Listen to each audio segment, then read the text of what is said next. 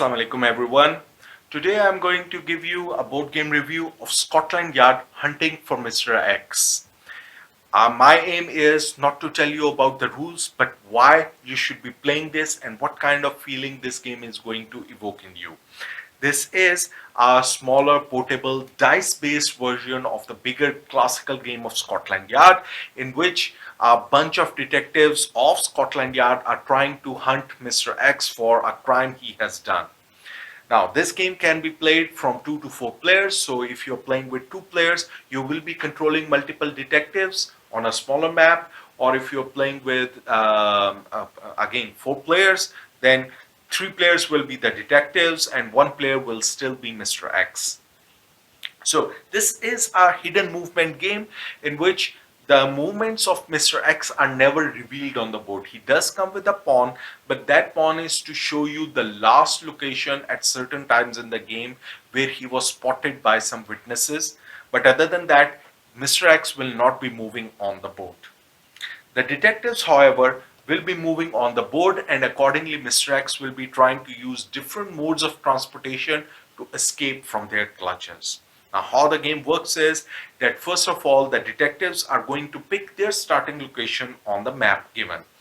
So they will be selecting different locations. Let's say they spread out themselves like this. Then Mr. X will be getting this special board on which he will be documenting his movements. So how, because these have holes inside, how you will be recording your movement in this in a hidden way is by using a piece of paper, any piece of paper.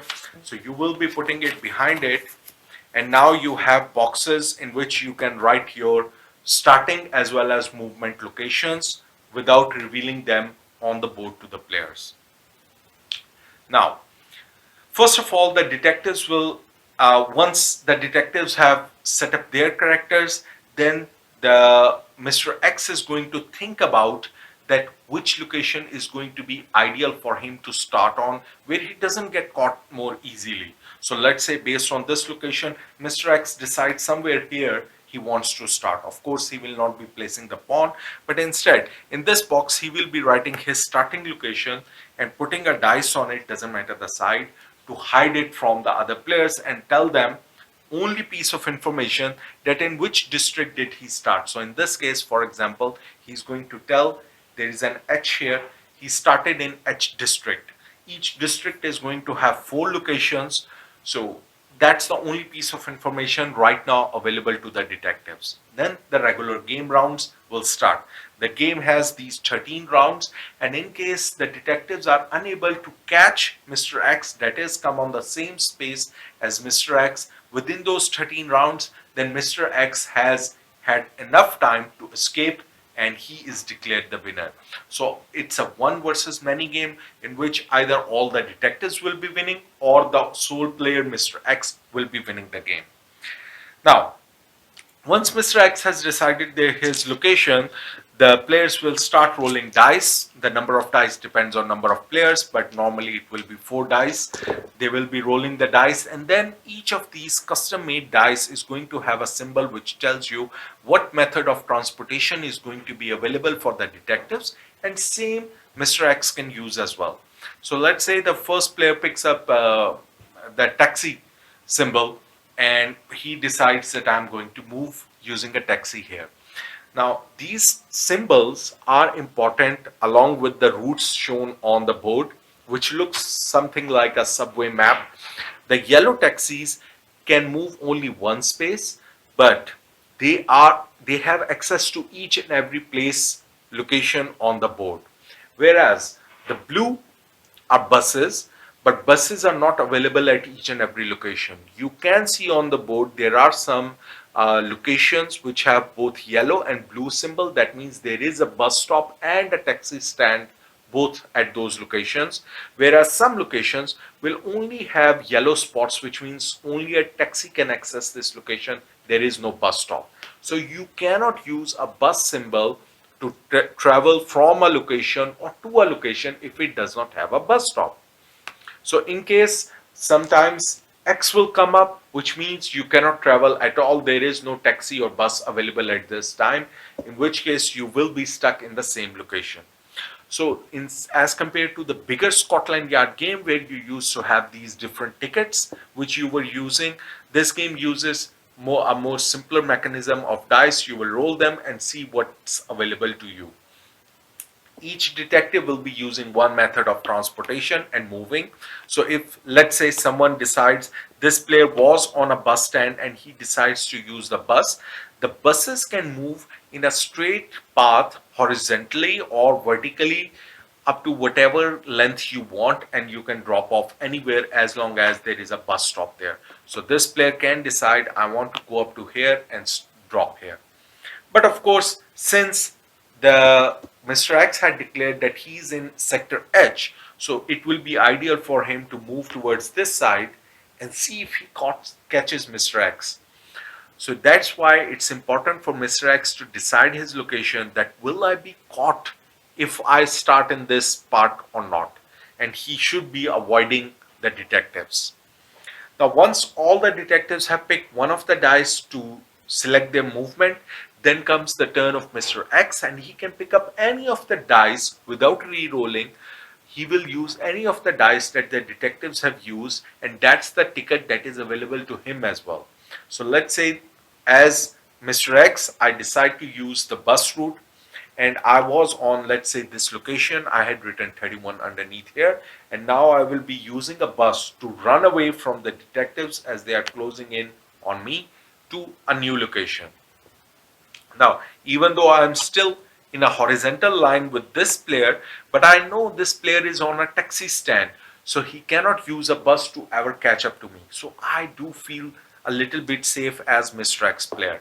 Of course, I will not be putting my pawn here. As Mr. X, I'll be just writing what location I travel to here and putting that dice of the bus here to indicate to the people that I have used a bus to move to my next destination. Again, new round starts. The detectives will take 4 dice again, roll them, start picking one of the dice to use, and then travel accordingly wherever they have decided to move. And once they are done, it comes turn of Mr. X again. He then picks up one of the dice, selects what he's going to do, see the location, put the dice accordingly on that location without re-rolling, and the rounds continue. Now, 3 times within the game, after 3 movements have been done, there comes a spot with an eye symbol on it. That means a witness is going to see Mr. X. Now, at this time, wherever I am located, let's say by this time, I was located on this location number 27, then I have to openly reveal where I am, and at this time the pawn will be placed at this 27, because now I have to reveal that where I was. Now, if in this turn the detectives exactly know where I am, if they are able to catch me, well and good. But as Mr. X, I would be thinking about that in these amount of turns, I have to be in such a location where they cannot catch me. But it also gives the hint to the detectives that where Mr. X is, and then they can start concentrating towards that area or restart their cat and mouse game of using the transportation methods to escape from the clutches. Now, the rounds will continue like this, and as I said, that in case Mr. X, either Mr. X will escape by the end or the detectives would have caught. So you will be using those deduction that, okay, last time he was here, if he had used a taxi or a bus, he could have been in this and this location. So Mr. Detective number 1, you go to that location. Mr. Detective Green, you go to that location. Mr. Detective Black, you go to this location, and that's how we will try to capture him. But even though Mr. X is alone, but he has a few tricks up his sleeve as well, and those are these special powers shown in the middle of the board, which is one of the black tickets, which let him move without revealing what mode of transportation he has used. So he can use, and without showing, doesn't matter what face it is, he can put that dice here. So now nobody knows he used a bus or the subway or the taxi to move somewhere else. then the other trick, and he can use it 3 times in the game. Based on number of players, it can vary. The other power he has is double movement, and he can use a double movement for any kind of transportation he likes. So, for example, instead of using a taxi to move one space, he can one time use his double movement power to actually move 2 spaces using the taxi, or double bus even. So, for example, starting from here, he went all the way over here and then all the way over here using the bus. So double movement is very powerful and available as well. And the last power up he has is the helicopter power, which can be used only if Mr. X is at the edge of the board. So let's say the detectives have narrowed the net around him, and it's looking very difficult for Mr. X that wherever I move, I am going to get caught. They are very close to my location. They have deduced where I'm moving. So in that case, I can use the helicopter power to escape from one edge of the board to the other opposite edge of the board wherever I like. And in this way, one time I can escape the clutches of the law as well.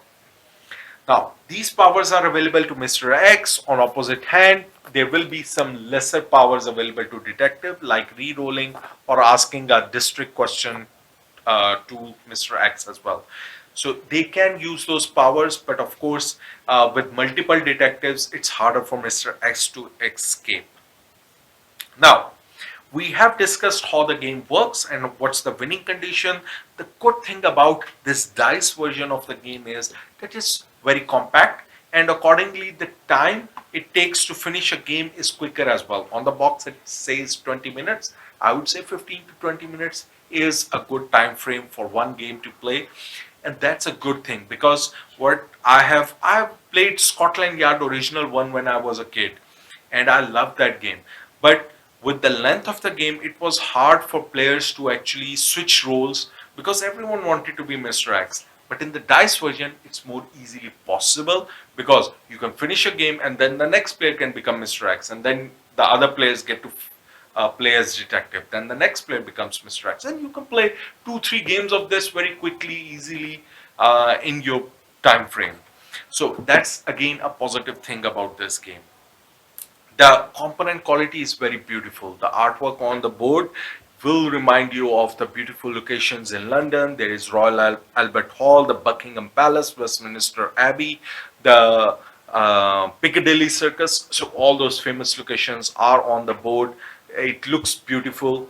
The component, these transparent pawns are very nice because you not only get to see where you are, but you also get to see easily the number underneath. You don't have to pick up and see where someone is standing. So that's a good thought as well. The dice quality, custom dice are good. Colors and the symbols on the dice make it easy to understand what method of transportation are available to you.